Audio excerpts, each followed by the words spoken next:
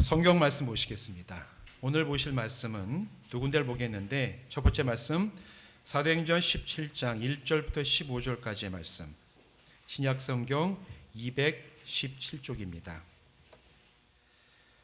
그들이 암비볼리와 아볼로니아로 다녀가 데살로니가 이르니 거기 유대인의 회당이 있는지라.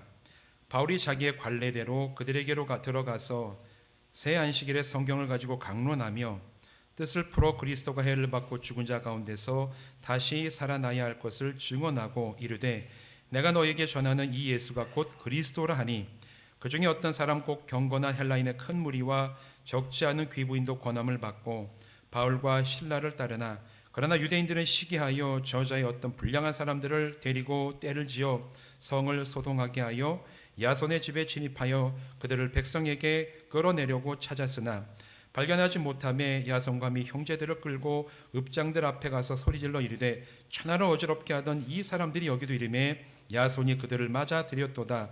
이 사람들이 다 가이사의 명을 거역하여 말하되, 다른 임금 곧 예수라는 이가 여기 있다 하더이다 하니, 무리와 읍장들이 이 말을 듣고 소동하여 야손과 그 나머지 사람들에게 보석금을 받고 놓아주니라.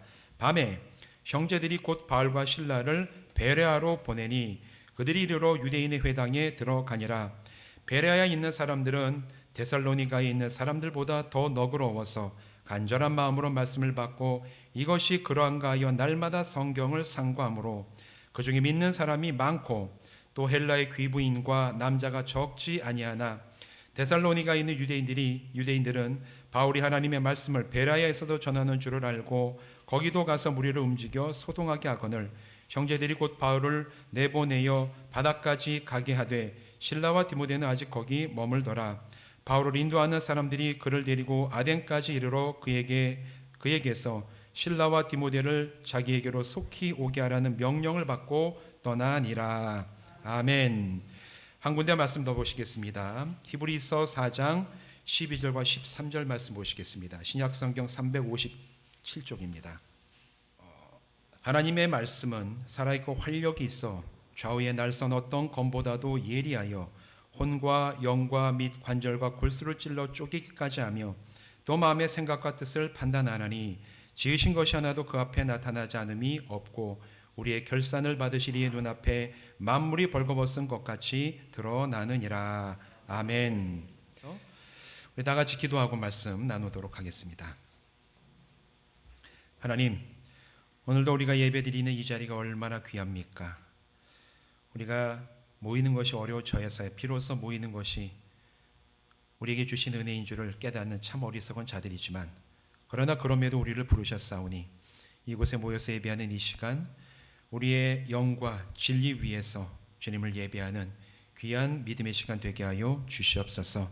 말씀 나눕니다. 이 말씀 전하는 자와 듣는 자가 한 말씀 안에 하나가 되어 같은 은혜로 또 우리 믿음의 삶을 살아가기에 필요한 풍성한 은혜와 힘을 부음받는 말씀의 시간 되게 하시기를 간절히 바라옵고 예수님의 이름으로 축복하며 기도하옵나이다. 아멘. 오늘도 이 자리에서 또 이 자리에 함께 하시지는 못하지만 또한 영상을 통해서 함께 예배드리고 말씀을 나누는 모든 분들 주님의 이름으로 축복합니다. 한국교회가 회복하기 위해서 필요한 것이 무엇인가, 여기 주제를 가지고 쭉 말씀을 나누고 있는데, 오늘 이제 그 네 번째 시간을 우리가 맞이해서 한번 말씀에 대해서 우리가 말씀을 어떻게 대하고 어떻게 읽어야 되는가, 여기에 대해서 함께 우리가 살펴보려고 합니다. 전 세계 기독교가 굉장히 큰 종교 중에 하나예요. 전 세계에서 보면 아주 주요 종교 보면 기독교가 굉장히 이제 많은, 전 세계적으로 많은 사람들이 믿고 많은 나라에 이제 흩어져 있고, 그 다음으로 그만큼이나 많은 게 또 이슬람교가 있고 힌두교도 굉장히 많이 사람들이 믿지요. 또 불교도 굉장히 인구가 많습니다. 그런데 이 세 개의 주요한 종교 중에 하나인 우리가 가지고 있는 기독교는 크게 세계적으로 로마 카톨릭과 천주교죠. 그리고 개신교로 나뉘어져요. 기독교 안에는 로마 카톨릭과 개신교가 있습니다. 우리는 개신교고 우리는 감리교는 개신교에 속해 있어요.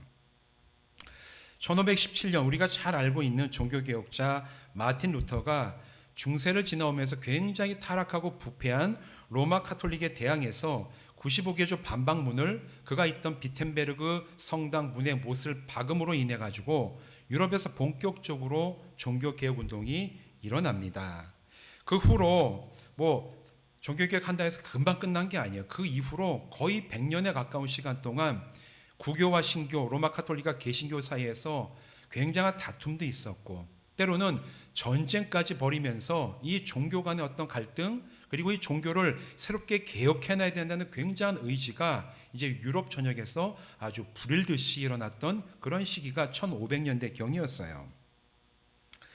그런데 전쟁을 불사하면서까지 종교개혁 운동을 지속하면서 얻고자 했던 중요한 것 중에 하나가 뭔지 아십니까? 성경을 읽을 수 있는 권리를 얻기 위해서 목숨까지 내어놓고 이제 종교를 개혁하자라는 그 운동이 아주 불일듯이 일어났습니다. 중세에 로마 카톨릭만 있었던 그 중세에는 여러분 성경은 아무나 읽을 수가 없었어요. 그 당시에는 성경을 읽을 수 있는 사람들이 아주 제한되어 있었는데 누가 읽을 수 있냐면 그 시대의 사제, 곧 신부님들, 그 다음에 수도사, 이 두 종류의 사람만이 성경을 읽을 수가 있었습니다. 그 당시에 성경이 굉장히 비쌌어요. 성경이 출판이 안 되고 손으로 다 써서 성경을 만드는데 크기도 굉장히 컸을 뿐더러 그걸 구입하는 거는 집을 몇 채를 줘야지 성경 한 권 살 수 있을까 말까 할 정도로 굉장히 비쌌어요. 당연히 평범한 이제 그 시대에 보면 이제 평민들이라 그리는 평민들 성경을 살 수도 없었고 또 돈이 있어서 성경을 사더라도 볼 수가 없었던 것이 그 당시의 성경은 고대 이탈리아어인 라틴어로 쓰여 있어서 그걸 공부한 아주 유식한 아주 학문을 많이 연구한 사람 외에는 일반적으로 영어나 독일어나 이렇게 쓰던 사람들은 성경을 산다 하더라도 그 성경을 자기가 읽을 수 있는 지식이 없어가지고 전혀 성경을 읽을 수가 없었습니다. 그래서 성경을 읽을 수 없는 평신도들을 위해서 로마 카톨릭은 성경 말씀을 이렇게 풀어주고 읽을 수 있도록 조치를 취하는 게 아니라 그림을 많이 그렸습니다. 성경에 대한 얘기를 많이 그려가지고 성경을 읽는 것 대신에 그림을 보면서 이게 성경에 나오는 무슨 얘기입니다. 이렇게 설명해 주려고 그림을 많이 그린 것이 오늘날 우리가 유럽에 가서 관광을 하게 되면 그렇게 많이 보게 되는 성당 벽화가 성경을 읽지 못하게 해놓고 나서 그걸 말씀이 아니라 그림으로 표현해 놓은 것이 이제 성당에 있는 유명한 이제 벽화들이 그래서 많이 생겨난 거예요. 당연히 종교개혁 이전의 성도들은 성경 말씀에 대해서 무지할 수밖에 없었고 말씀을 통해서 사람이 변화되고 말씀이 나의 영을 새롭게 한다는 그런 놀라운 영적인 체험을 경험하기도 굉장히 어려웠습니다. 마틴 루터는 성경 읽기를 금지하는 로마 카톨릭에 대항해서 오직 은혜, 오직 믿음, 오직 성경을 통해서만 구원받을 수 있음을 주장하면서 모든 성도가 직접 성경을 읽고 묵상하고 삶에 적용할 수 있도록 뭘 한 줄 아십니까?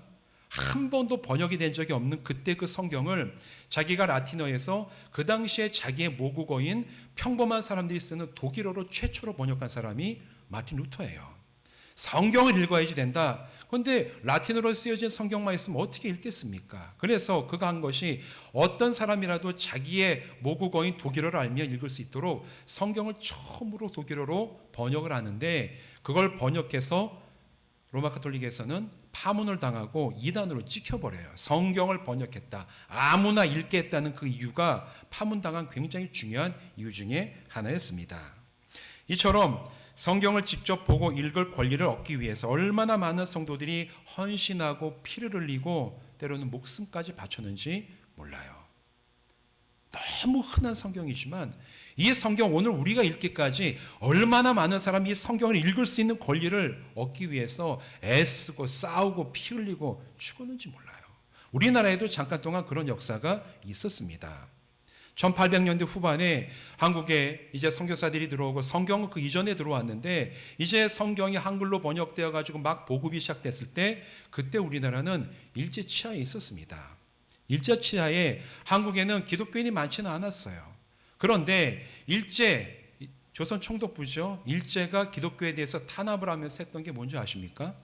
성경이 있는데 구약과 신약으로 이루어져 있는 이 두 성경 중에 너희는 신약만 읽어라. 이게 공식적인 조선 총독부의 명령이었습니다. 왠 줄 아세요? 구약을 읽고 창세기 출애굽기 넘어가면 억압받고 있는 이스라엘 민족이 해방되고 하나님이 억압받는 민족을 사랑하시고 그들을 이끌어내시고 자유케 하신다는 그 말씀이 구약에 계속 흐르고 있는 말씀이기 때문에 일본 정부는 이거를 한국교회에서 이 기독교인들이 이거 읽으면 안 되겠다.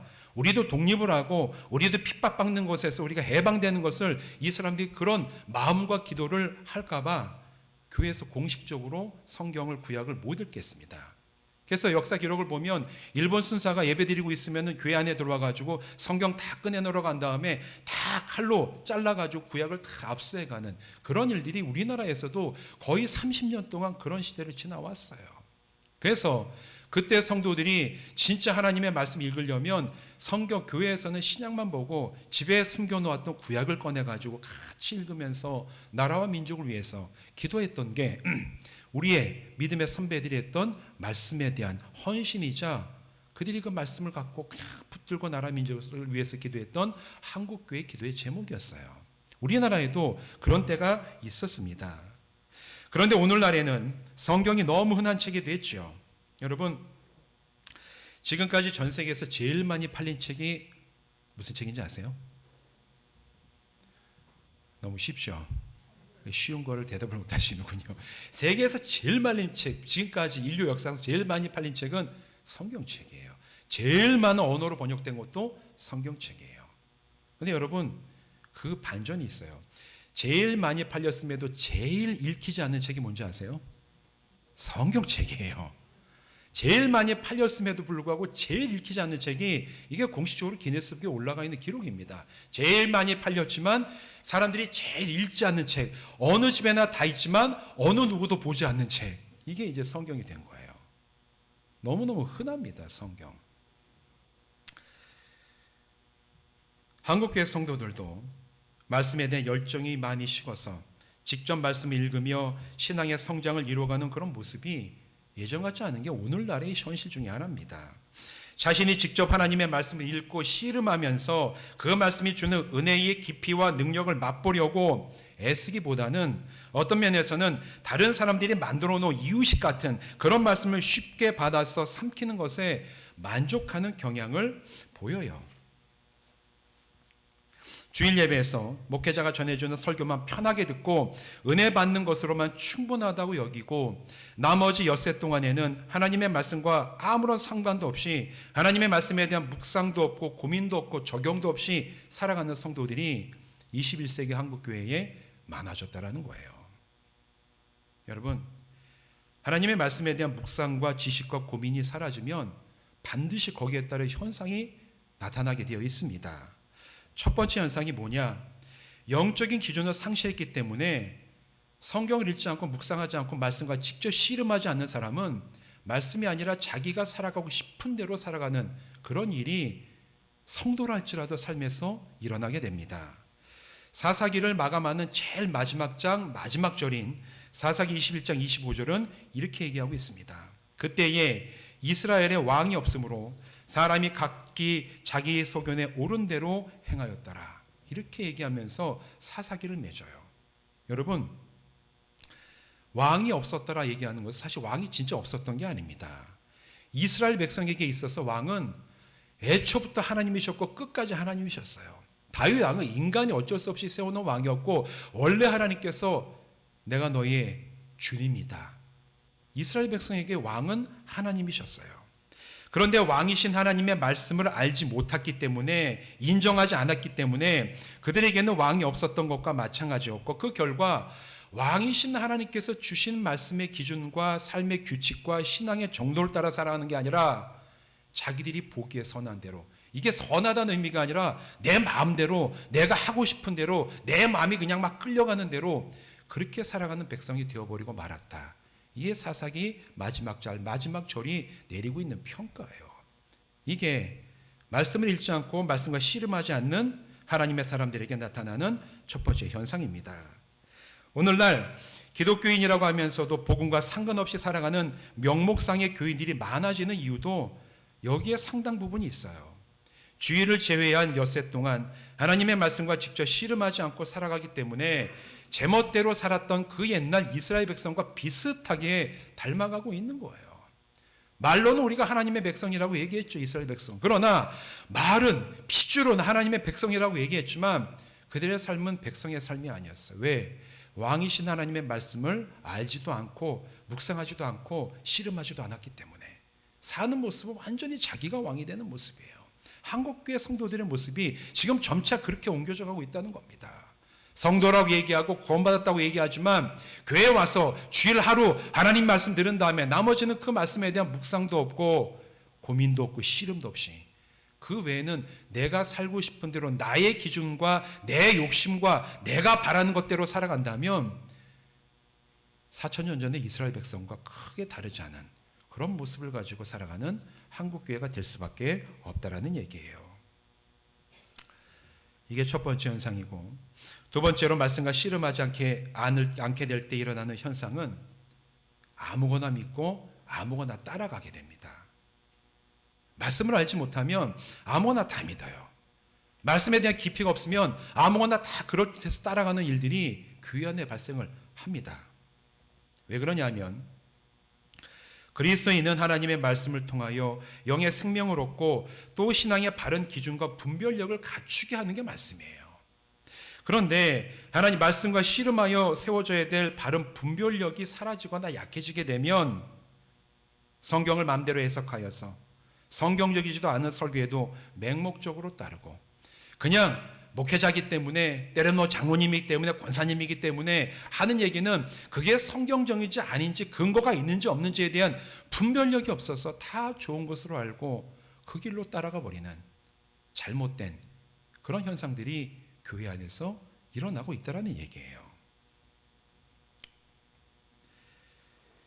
한국 교회가 병들어가는 이유 중에 하나가 이렇게 맹목적인 신앙이 좋은 믿음으로 착각하기 때문에 그래요. 우리 가끔씩 뉴스에 나오는 가끔도 아니죠. 종종 나오는 이단 사이비뿐만 아니라 우리나라에서 정통 교단에 속해 있는 그런 교회들 가운데서도 설교하는 것 때문에 문제가 돼서 나오고 너무나 비인격적인 어떤 그런 설교라든가 사람을 대하는 교회나 목회자들 얘기 나오고 그런데도 거기에 대해서 얘기하는데 그 교회 성도들은 아니라고 이게 성경적이고 우리 교회 목회자나 우리 교회는 진짜 성경적이다. 상식적으로 봐도 말이 안 되는 걸 따라가는 이유는 분별력이 없기 때문에 그렇습니다.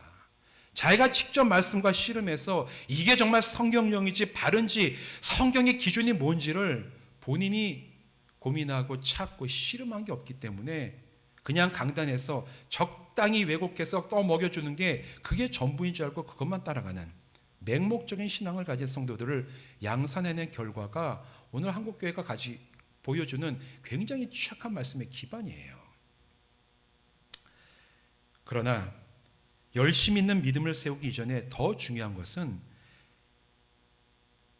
바른 믿음을 세우는 겁니다. 아무리 내가 열심히 있어도 그 열심이 바른 믿음의 방향으로 있지 않으면 오히려 열심히 없는 것만보다 못한 지경에 이르는 사람들이 얼마나 많습니까?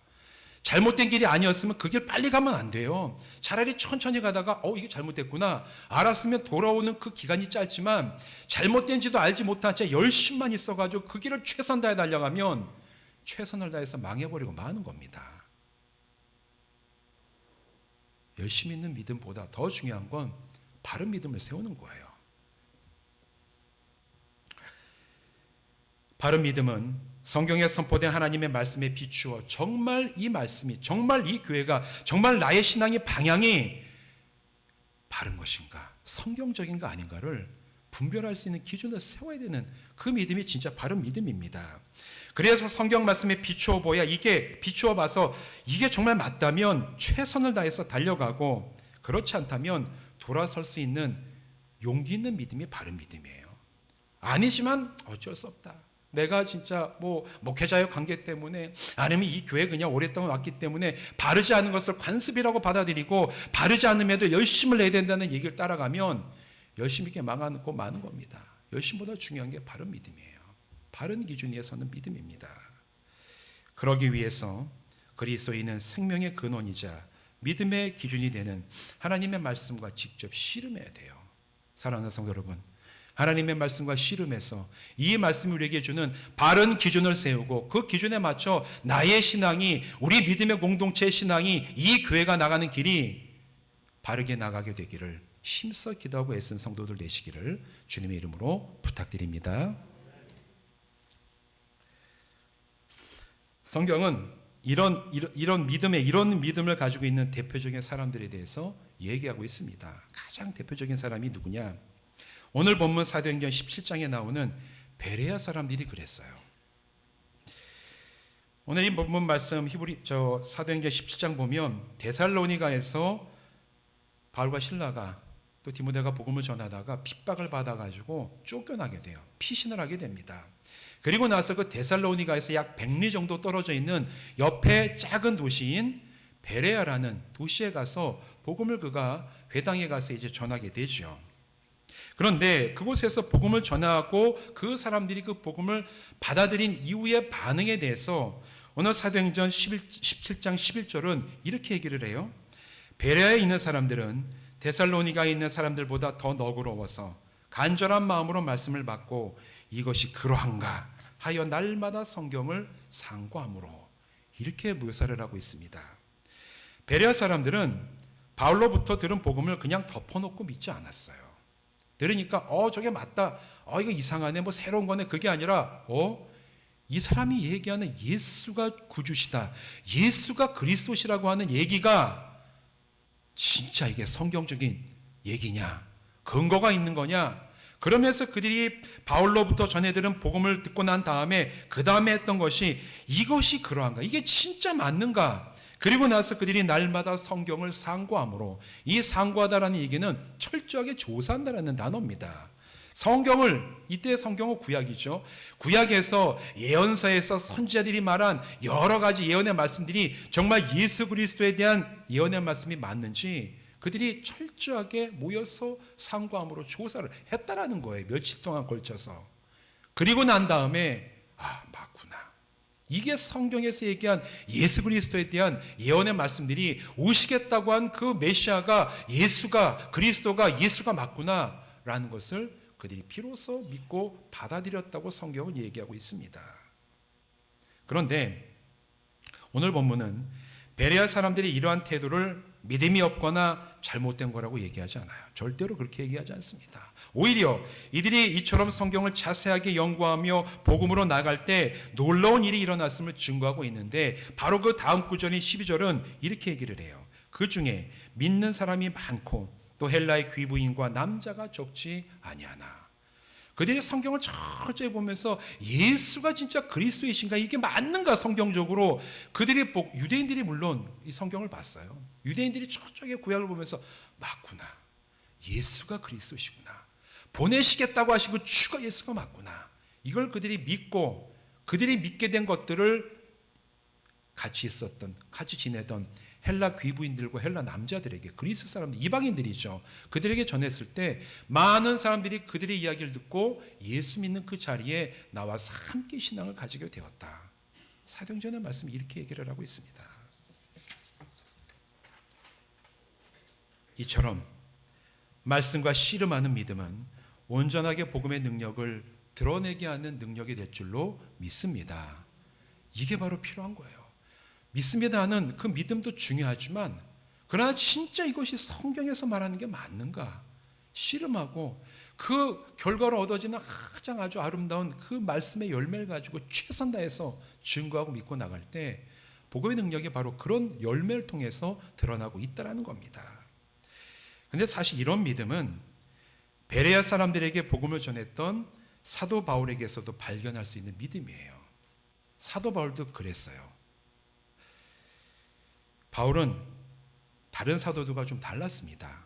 성경에서 말하는 사도라는 이 단어는 쓰여지는 사람이 굉장히 적어요. 사도 베드로, 사도 요한, 사도 바돌로메, 이렇게 사도라는 명칭이 붙는 것은 조건이 있습니다. 어떤 조건이 있냐면 예수님과 직접 만나고 예수님과 함께 동행했던 사람들만 사도라고 붙여요. 그 외에 사도는 없습니다. 그런데 유일하게 예수님의 제자 12명만 거의 사도는 12명에 거의 불과해요. 그런데 유일하게 예수님을 직접 보고 예수님의 말씀을 직접 듣고 예수님이 하시는 기적을 직접 체험했던 제자들 외에 사도의 명칭이 붙은 사람이 바울이 유일해요. 바울은 예수님을 만난 사람이 아니에요. 예수님이 활동하시는 그 시대 약간 뒤에 사람이고, 더더군다나 우리가 알듯이 바울은 만나지도 못했을 뿐더러 예수 믿는 사람을 극심하게 박해하는 그 박해에 앞장섰던 사람이 바울 아닙니까? 당연히 이 사람은 사도라고 붙이기에는 어떻게 보면 조건적으로는 굉장히 안 맞아요. 그런데 우리가 잘 알다시피 지금 시리아의 땅에 있는 이 다메섹이라는 큰 도시로 예수 믿는 사람을 잡아다가 핍박하기 위해서 달려가고 있었던 바울에게 예수님께서 빛 가운데 나타나셔서 그를 만나주십니다. 바울아, 바울아, 내가 왜 나를 이렇게 핍박하느냐? 직접 물리적으로 음성을 듣고 눈으로 보고 아주 체험한 건 아니지만 다메섹으로 가던 길에서 굉장히 강렬하게 예수님을 만나는 체험을 이 바울이 해요. 놀라운 체험을 합니다. 잘 알고 계시죠? 눈이 어두워져 가지고 3일 동안 눈도 못 뜨고 소경처럼 다니다가 나중에 아나니아라는 그리스도인을 만나 가지고 함께 기도하는 가운데 눈에서 비늘 같은 꺼풀이 벗겨진 다음에 그가 새롭게 볼 수 있게 되었더라. 그런데 여러분, 바울이 이런 체험을 한 다음에 그 다음에 바로 뭐 한 줄 아세요? 보통 우리들은 체험이 강하고 영적인 능력을 체험하면 우리가 능력 받았으니까 나가서 간증하고 놀라운 기적을 행하고 하나님에 대해서 복음을 전하고 이렇게 우리가 흔히 생각하지만, 바울이 예수 그리스도를 강하게 만나고 그의 눈이 멀었다가 띄어진 그런 역사를 체험한 다음에 그는 나가서 곧바로 예수가 주님이시다 그렇게 얘기하지 않았습니다. 갈라디아서 1장 16절 17절 말씀 보면 바울이 자기의 어떤 지난 과거에 대해서 얘기하는데 뭐라고 얘기하냐면, 그의 아들을 이방에 전하기 위하여 그를 내 속에 나타내시기를 기뻐하셨을 때에 내가 곧 혈육과 의논하지 아니하고 또 나보다 먼저 사도된 자들을 만나려고 예루살렘으로 가지 아니하고 아라비아로 갔다가 다시 다메섹으로 돌아갔노라. 이렇게 얘기를 하고 있어요. 이게 무슨 얘기냐면, 내가 예수 그리스도를 다메섹으로 가던 길에서 강하게 만나고 난 다음에 내가 처음 했던 그 예수가 진짜 내가 박해하던 그분이 맞는가 그걸 알아보려고 자기의 형제들이나 일가들을 만난 것도 아니고, 내가 예수 맞는 걸 확증받기 위해서 예루살렘에 돌아가서 사도들에게 내가 예수 맞는 거 만났습니다 이걸 확인받으려고 예루살렘에 간 것도 아니고, 내가 아라비아로 갔다 이렇게 성경이 증거하고 있어요. 아라비아는 그 당시에도 사람이 많지 않았던 광야였습니다. 사도 바울은 예수 만난 다음에 그가 막 나가서 사역을 바로 한 게 아니라 사람이 없는 광야로 나갔어요. 광야에 나가서 과연 무엇을 했을까? 대부분의 성서학자들은 아라비아로 간 바울이 성경을 자세히 읽으면서 자신이 만난 예수 그리스도에 대해서 조사하고 확인하고 성경을 통해서 예수에 대해서 발견했을 거라고 거의 대부분의 신약학자들이 여기에 대해서 동의를 합니다. 자기가 만난 예수, 내가 처음 했던 그분이 정말 성경이 말하는 그 메시아가 맞는가, 그리스도가 맞는가, 그냥 처음 했다고 나와서 막 소리 지르는 게 아니라 내가 성경을 통해서 한번 깊이 찾아봐야 되겠다. 바울은 사람이 많지 않은 광야에 나가서 말씀을 붙잡고 그 만났던 예수가 누구신지를 씨름하면서 그가 말씀 속에서 예수에 대해서 다 찾아냅니다. 그리고 내가 만난 예수가 구약이 증언하는 하나님의 아들이 맞고 그분이 메시아이고 그분이 구원자가 맞는지를 확인하고 씨름한 후에 이제 그가 다시 돌아올 때는 바울이 예수를 핍박하던 자에서 목숨이 닿을 때까지 예수를 전하는 증인으로 완전히 변화되어 돌아왔다라는 거예요. 그 과정 가운데 중요한 게 직접 성경의 말씀을 가지고 씨름한 결과로 그는 이제 옛날에 핍박자가 아니라 정말 목숨이 떨어질 때까지 예수를 전하는, 유일하게 주님을 만나지 않고 사도로 불리우는, 이방인에게 복음을 전하기 위해 전 인생을 걸었던 그런 위대한 복음 전도자로 변화되어 돌아온 기록이 사도행전과 바울서신에 나와 있습니다.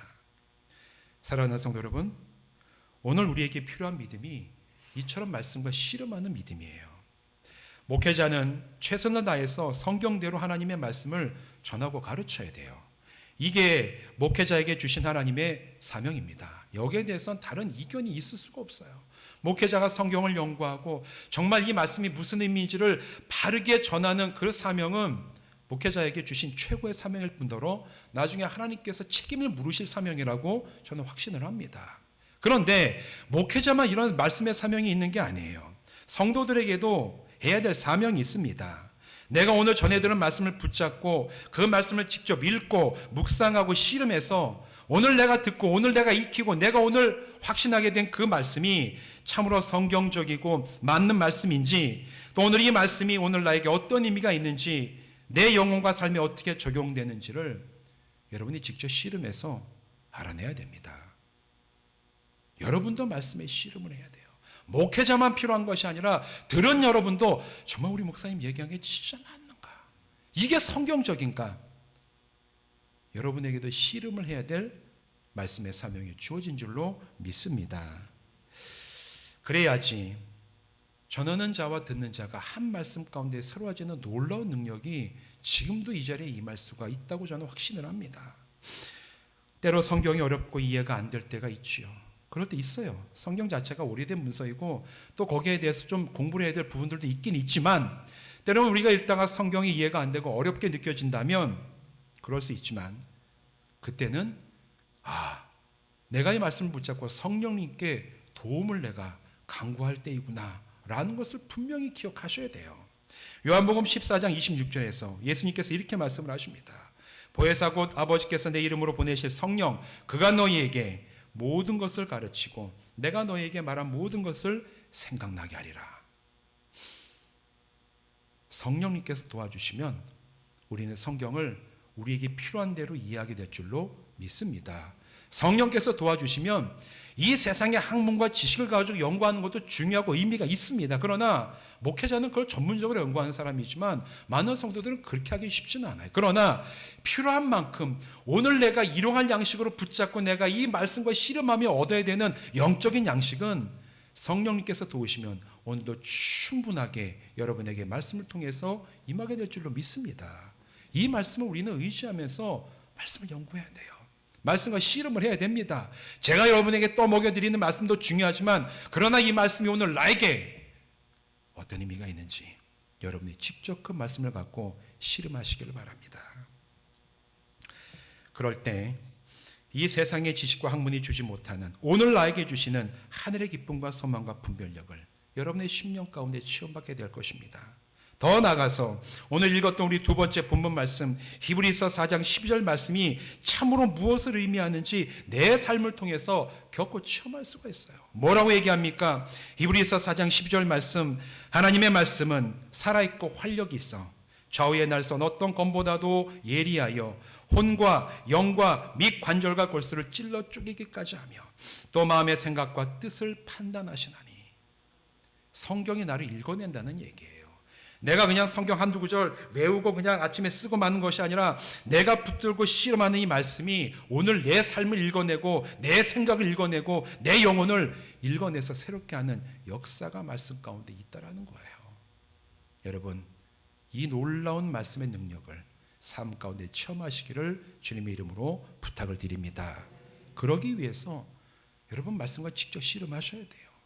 오늘 주일 예배 참석하고 설교 말씀 잘 듣고 은혜 받았으니 됐다, 이게 아니라 이 말씀을 주셨사오니 이 말씀이 나에게 어떤 의미가 있는지 주여 씨름할 수 있는 의지도 주시고 지혜도 주시고, 제가 제대로 이해하지 못할 때 성령님 저에게 지혜와 조명함을 주셔서 오늘 나에게 주셔야 될 일용할 양식을 내가 말씀을 통해서 받아 먹고 매일매일 주님 앞에 바른 믿음으로 달려가는 성도 되게 하여 주시옵소서. 기도하며 간구하며 우리 모두와 연합하여 그 믿음의 길을 힘있게 달려나가는 새로운 교회와 성도들 되시기를 주님의 이름으로 축원드립니다. 기도하시겠습니다.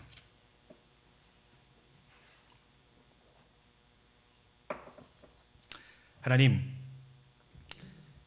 오늘 우리가 너무나 쉽게 구하고 흔하게 볼 수 있는 성경이 오늘 내 손에 오기까지 얼마나 많은 시간 동안 사람들이 성경을 읽기 위해서 노력하고 때로 피를 흘리고 목숨을 버렸는지 우리는 차마다 헤아리지 못합니다.